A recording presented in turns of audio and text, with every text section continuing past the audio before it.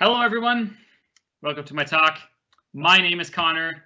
I am the person with the coolest title on the MindHack page. I didn't even ask for it. They just gave it to me, so I'm not complaining.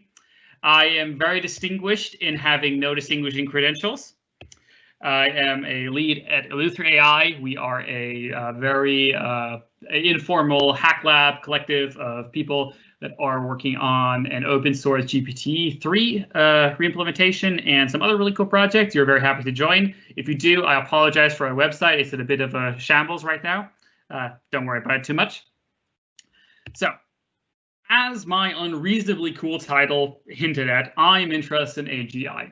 What is AGI exactly? Well, it kind of become a buzzword, so it doesn't really mean anything anymore nowadays.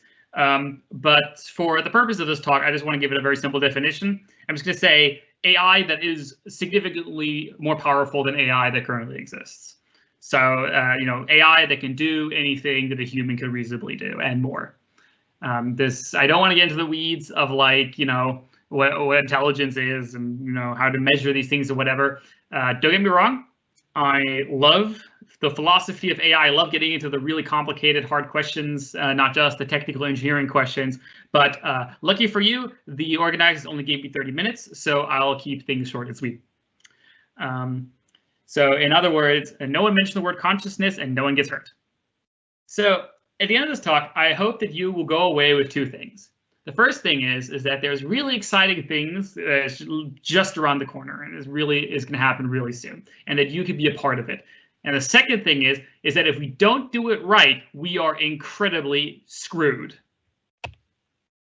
So I come from a bit of an unorthodox school of AI research, perhaps. I keep using this word alignment, which isn't a super common word in most AI curricula nowadays. It's becoming more common. There's more and more people are starting to use it, but it's still not super common. So I should probably explain what I mean by that. So I consider myself something of an alignment research, sort of, kind of, maybe, and I'd like to define this term. Before I do, I'd like to ask a bit of an abstract philosophical question, and I'd like you to take like 15 seconds to actually think about this question. We build AI? Why? Why don't we go spend time with our dogs, or go outside, or build some other kind of business or machine? What does AI do? Well, to disappoint you, I don't have a super clever answer here, so I'll just give you the ironically very pragmatic answer: to solve problems. For me, intelligence is a generalized ability to solve problems. The more intelligent a system is, the more kinds of different problems it can solve more efficiently. And AI is in many ways the mass production of intelligence. It allows us to solve more problems in easier ways, in theory. So we have a lot of problems, and we want to solve them. So pretty much makes sense. So if we take the problem of solving a problem, we can actually decompose that into two smaller subproblems. The first problem is to actually make sure that the AI can solve a problem. Problem doesn't really sound like a word anymore, does it? So most AI researchers work on what I would call capabilities research. It's about making the AI better at solving problems. So this is everything from trying to make your AI more efficient with data, to applying it to a new domain of tasks or whatever. This is what most mainstream AI research is all about. But I think I like to make the case that there is a second point that is, in my opinion, perhaps even more important and somewhat in my opinion at least, somewhat underappreciated, which is the concept of alignment. Alignment is making sure the AI solves the right problems. We don't want an AI that just solves some problems, or someone else's problems, or its own problems. We want to solve our problems. And this is really, really hard. So a lot of people that are first exposed to the concept of alignment have some pretty strange ideas about it. They think, oh, it's actually really simple. Like, oh, why we built the machines, so why wouldn't they do what we tell them? But it's a lot harder than that. Now, I can't give you a whole recap of the field here in 30 minutes. So I'm not going to even try. I've given hour-long talks on this that barely scratch the surface. So instead, what I want to do is I want to try to unite kind of these abstract, long-term, kind of philosophical alignment questions with some really down-to-earth, actionable things that that are happening right now, and hopefully at least give you a taste of the kind of things that I think are worth thinking about. So let me give you an example of alignment. So OpenAI, this is a famous example from OpenAI, where they built an AI that played a racing game, so like a boat racing game. So the goal of the AI was to make the boat, run around the race and win the race. But this is what happened. As you can see, it is not winning the race. Instead, it is pretty much going in circles.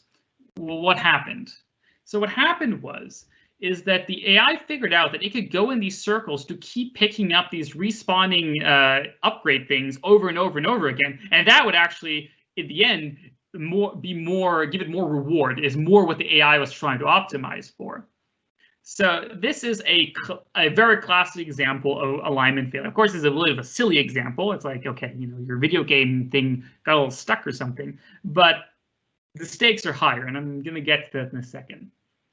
So you might be wondering, because I don't know everyone in the audience is not necessarily as familiar with the literature. What am I exactly looking at here? What is this thing? How is it built? What is it doing? Why is it doing that? So what we're looking at here is a reinforcement learning agent. It's just a certain kind of AI. And I'd like to explain the main kinds of AIs just really quickly so everyone's on the same page here. So there's like 3 main schools of AI, or well, not schools, but like subtypes of how you can train an AI. There's supervised learning, where you train on an input X and a ground truth label Y. So you can visualize this as saying you already know the answer. So this is your typical image recognition network. You have a picture of a dog, you know it's a dog, you give the image to the network, and you tell it it's a dog. This is a very classic AI stuff. Then you have unsupervised, sometimes called self-supervised learning, where you just train on the input X. You can imagine, like, say you're looking for patterns. So this is usually that you make a model that is trying to predict a temporal stream. So for example, if you have a video, you might build an AI that tries to predict what the next frame of the video is going to be, or it tries to compress the information or something like that. And then there's reinforcement learning, where you give the AI hints of what you want in the form of a reward. It kind of means you know what success looks like, but not how to get there. The perfect example for this is AlphaGo. So the people who built AlphaGo couldn't actually play Go at the level that AlphaGo learned Go. They didn't actually know how to do it, but they knew what winning looks like. So they could tell the AI, okay, every time you win, you get a point, you get a reward. So try to get as big of a reward as possible. And just through that, just as with big quotes here, just through that, it was able to learn things that the people that made it didn't actually know. They didn't know how to play Go like this, but the AI learned these things anyways. RL allows us to capture a larger category of tasks than others can. Most of the current AI boom is based purely on supervised learning. So most of the startups you would meet at your your local co-working space or whatever. I guess those don't exist anymore, but well. Do things with supervised learning. They collect data, have armies of MTurk workers labeling images of dogs or whatever, and they train their agents to recognize and label them in some way. And unsupervised is kind of starting to work, especially in natural language processing. So this is stuff like BERT and GPT-3 or stuff. There's been a lot of progress here. Usually these unsupervised models are still fine-trained in a supervised fashion for the actual tasks they're able to perform. But this is also very, very exciting. But I want to make the case that reinforcement is probably what we want. So this has a huge asterisk to it, which I'm going to get to. There's a big disclaimer. I'm going to tell you in a minute about why I think this is what we want, but not what we should want. Maybe you'll see what I mean in a second. So to give you an example, assuming I have a Q&A model, so a model that's supposed to answer questions. So if I trained it in a supervised fashion by giving it, an input question and an output answer, I would be training it to reply with only that one answer. But that's not exactly what I want, right? I want to give it a correct answer. It doesn't have to be this one in particular. So as a concrete example, say I give it the input, the bike is red. What color is the bike? And my label is red. So I want the model to say red. Well, in this case, the answers the bike is red or the color of the bike is red would be labeled as wrong because they're not in the label. And that's not really what we want, right? I mean, if the model answered the bike is red, that should be correct too, right? So this is where supervised learning kind of falls apart, because you have to have like this kind of like combinatorial exponential amount of labeling able to teach it the actual task that you want. Because the task you're training it on is not give me these answers. The task you want to train it on is give me an answer that I like. And that is, in its core, a reinforcement learning problem. So reinforcement learning is legendarily hard. Really, really hard. Ask David Silver about StarCraft, and he'll probably give him PTSD. Reinforcement learning is terribly hard. It's very finicky. It's, it can not converge just because of a random seed. It's a nightmare. But things are improving, mostly thanks to labs such as DeepMind and OpenAI. Things have been improving. And so like this is one paper I just want to really give a shout out to that I think you should. This kind of spawned this entire talk, is this paper, Learn to Summarize from Human Feedback. It's from Paul Cristiano's team at OpenAI, Stianon et al. And what they do is basically they train a GPT type model using reinforcement learning to produce summarizations of text that are actually better than human generated ground truths. That's a big deal. In 70% of the cases, the people evaluating the summaries preferred the ones made by the AIs over those made by the humans. That's really big. This is really exciting stuff. So I want to talk about a few of the things that I think make these kind of progress that we've been seeing in reinforcement learning lately happening. So here's an idea. We pre-train a large world model in unsupervised fashion and train an RL agent to use it. This is not exactly how they did in the paper, but they did pre-train the network. GPT was pre-trained on just predicting text, and then they built the reinforcement learning on top of that. So I like this. Here's a metaphor I like to tell to explain what I mean by this. Imagine I am a reinforcement learning agent. I'm a stupid, small brain reinforcement learning agent. I'm not super smart. Training reinforcement learning agents is really difficult. So I don't really know how the world works. I know I want reward, but I don't really know how to get it. I don't really know how it works or something. So then I have access. So I then say I get into this scenario. I can go left or I can go right. I don't know where to go though. I'm a weak agent. I'm not super smart. I don't actually know whether left or right will give me more reward. So imagine then in this scenario, I had access to a large world model, totally unsupervised. It wasn't trained to maximize the reward or anything. It was just trained to predict things in this world. Now, if I had access to this model, I could just ask it, well, model, if I go left, what happens? And it might answer, if you go left, you die and you get no reward. And then I could ask it, well, model, if I go right, what happens? And the model might answer, if you go right, you live and you get tons of reward. So I go right. You see what just happened there? I bootstrapped myself. I amplified my own intelligence. I made myself into a more intelligent, a stronger agent just by exploiting this world model.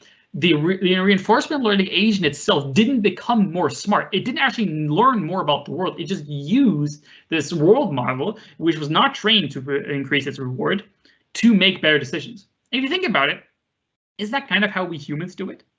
Like if you were presented with, two options, X or Y, usually how you would probably approach that problem is to think, okay, what would happen if I took Y, and what would happen if I took X, and then pick whichever one you like better.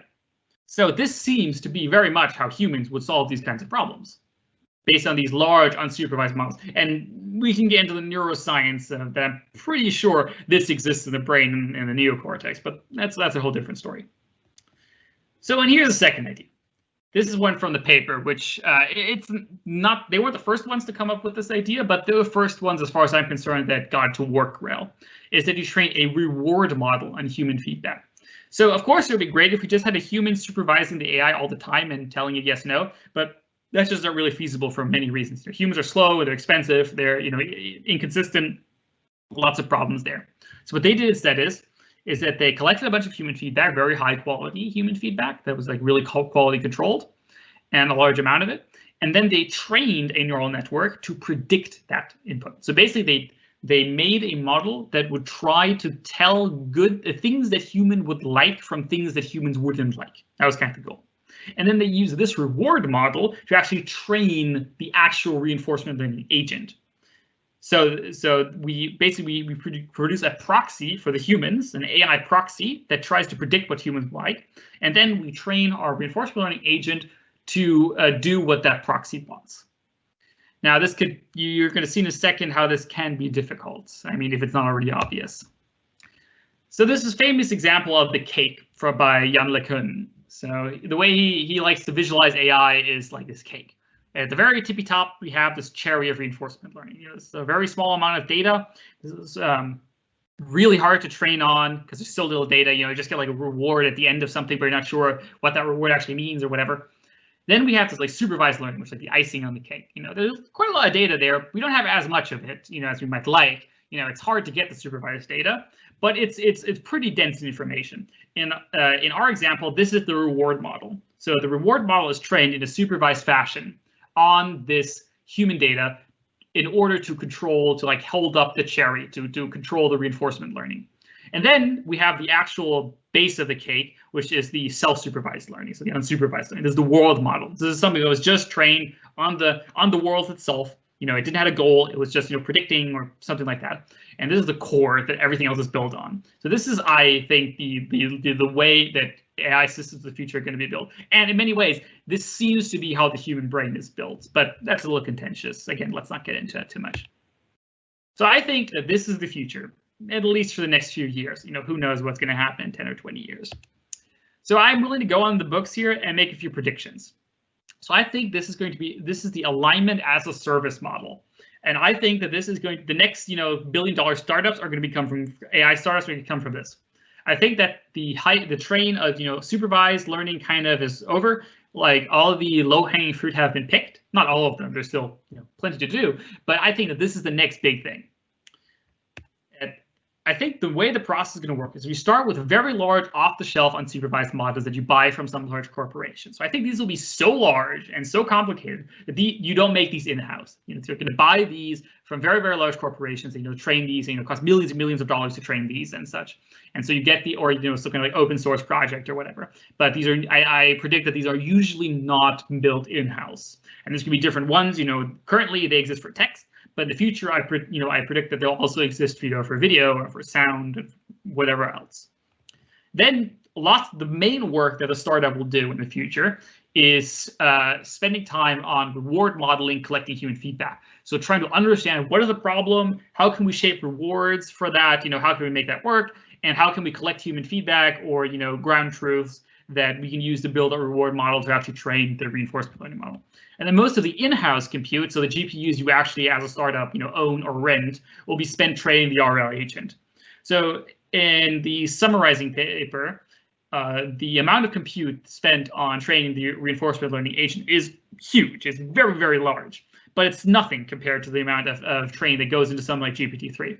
So I suspect that a lot of that the kind of compute that goes into an unsupervised model will probably not be available to most startups or mid-sized corporations, only to the very largest, and that instead the kind of mid to small to medium-sized organizations will spend most of their compute on training reinforcement learning agents using off-the-shelf unsupervised models.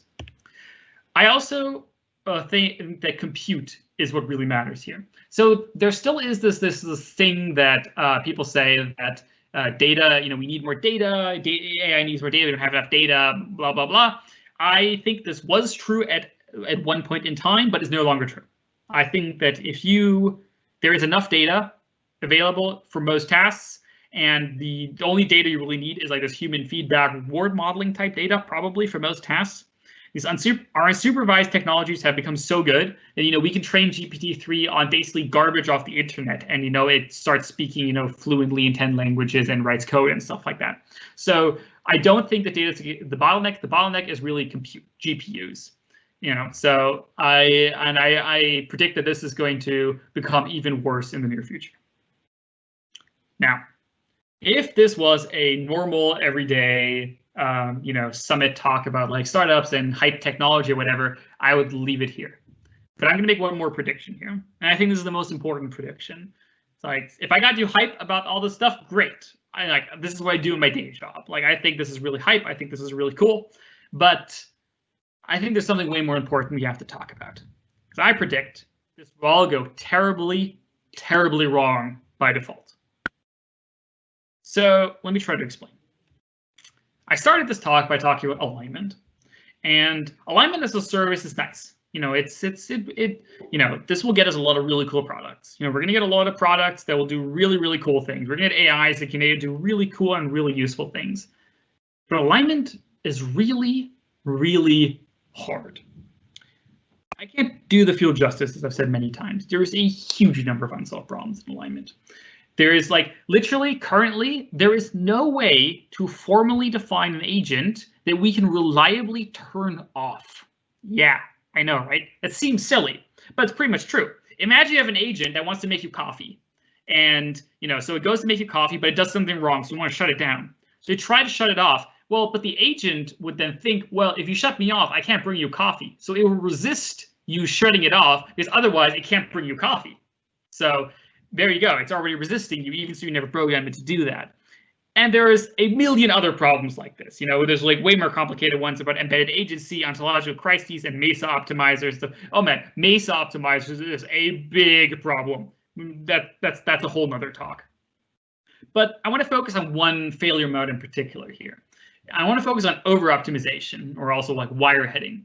And what this means is basically, you have a relatively weak agent, like a human, that is trying to control some kind of very, very strong agent, like some kind of super AI, and assuming we can even align these guys in any possible way. So this is already 5 steps further than we currently. Let's assume that just for the sake of argument, we actually get the AI to do what we want. We actually tell the AI, hey AI, look at my brain, figure out what the reward circuits want and do that. Let's say we can do that. You might say, okay, great, alignment solved. It's aligned with what humans want, everything's fine. I want to make the argument that I don't think that's true. So let me give you this cute little cartoon here. So we have a really nice, useful agent here, robot friend. He's looking at the human. He's like, okay, what does the human want? Okay, the human wants a house. So a house is pretty good. Let's give him a house. But wait, it optimized a bit harder. It uses a little more compute. And wait, I could give him a castle instead. That's even better. But then, it starts optimizing even harder. It's like, oh, the human would love a dragon. We should get the human a dragon. But it's kind of a questionable choice. Should the human really have a dragon? I'm not sure if that's a good idea. But then it optimizes even more and more and more. And it becomes this weirder and weirder and more crazy ideas of what the human wants and stuff that are just totally beyond comprehension, and the whole universe collapses or something. This is a serious problem with Orc-Fluid solution. Of course, the dragon example is, cute and kind of funny, but this is a serious problem. Let me be crystal clear. This has fundamental importance for the future of intelligent life as we know it. This is a fundamental problem. This is not something that just go away. This is not something. This is a fun. It's kind of basically a version of Goodhart's law. And this is already happening right now to you and to me. There's stuff like candy, advertisement, porn. Chocolate bars didn't exist in our natural environment. There's no such thing that can give you such high stimulation as a candy bar. And it's destroying us. Candy is extremely unhealthy for us, but we can't stop eating it. I've recently read a study about how humans, on average, are becoming fatter than pigs, and it's only getting worse. Diabetes and all these diseases are out of control. We've already been hacked. You can see the economy in many ways like a reward model that is giving out money as the reward. If you create a candy bar that's super addictive, you're going to make a lot of money off of that. But the question is, should you sell that candy bar? Should you buy the candy bar? Is that really something you want? Just because people want something, does that make it right? I think this is a really fundamental question. And sorry to be a little philosophical here, but I think this is a question that we as AI people in particular really have to wrestle with. Even in the summarization example, we literally saw this happen. This is, I'm telling you, this is the warning sign before the cliff.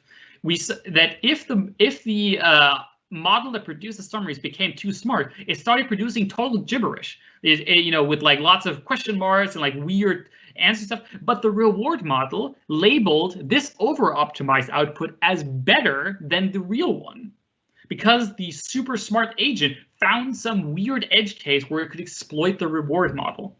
And this is what's going to happen to humans, is that if we have super smart agents that are trying to optimize human reward function, they're going to find a way to hack us. And they're going to do it on scales hitherto unseen. It'll be far beyond anything you've ever seen. And that's scary. So in a bit of a tongue-in-cheek reference to David Chalmers or something, I'm going to, I'm just going to define something here. I'm going to call it the easy problem of alignment. Is how do we align AIs with human goals? I am pretty confident that this is going to be solved. because there's a lot of economic incentive to solve this problem. You know, if you can solve this problem, if you can make your AI do what people want, you're going to make a lot of money. So I'm pretty sure people are going to work pretty hard on this problem. But I want to suggest another one.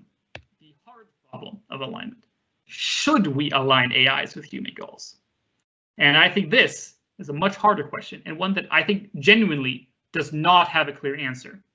Because, well, I mean, I've given you the examples. Humans can be hacked. Our reward functions are not sufficiently defined for very weird edge cases. And also, let's be honest here, a lot of things that humans want are not very nice. A lot of things that human wants are kind of bad, and probably not something we would want at scale. Would you want, you know, a sadist having an AI with a lot of power?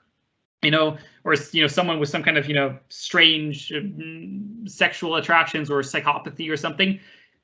I don't know. Even normal people can do very, very bad things if they have a lot of power. I mean, this is like a very common reoccurring theme in fiction, that even very normal seeming people, when given power, can become very corrupt very quickly. So I think this is a very, very hard problem. And I'm not here to give you answers. I'm not saying I know how to solve this. Of course I don't. If I did, I wouldn't be sitting here and discussing this. I would be solving it. This is a very fundamental issue that I think not enough people are aware of. People think if we just make sure the AI does what so we have like level 1 is like people say, let's just build AI. They don't really think about it. Just like, oh, you know, AI is cool and we make money, let's just make it. Then we have like level 2 awareness, where people are like, okay, we do have to make sure the AI actually does what we want it to do. Like, you know, and this is becoming mainstream, ethics and bias and fairness and stuff, and that's great. I'm really happy that this is happening. But I'm arguing for this level 3 alignment awareness of like, okay, even if it was fair, even if it did what humans want, would that be good? I don't think so, because I don't think we really know what we really want, and this is not something that people are really thinking about. And if we don't know what we want, we may get just that. Thank you.